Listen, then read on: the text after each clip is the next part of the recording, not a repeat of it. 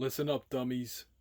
The reason this Suzy Lou woman is able to kick you off of YouTube, I was about to say Facebook, the reason she is able to get videos removed is very simple. The people who are talking about her are making comments about her looks. They're not talking about her actions or her words.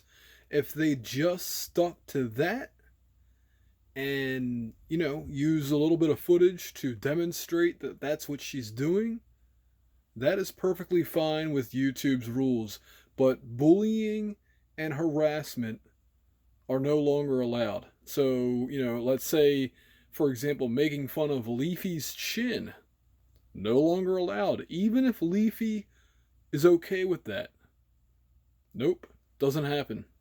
So Suzy Lou is just using the new rules that I believe went into effect in the fall of 2019. She's using those rules to the fullest extent. So avoid the issues by stopping just don't talk about her appearance. Don't talk about, the way her voice sounds or whatever, just stick to the facts of her actions and her words. Simple as that.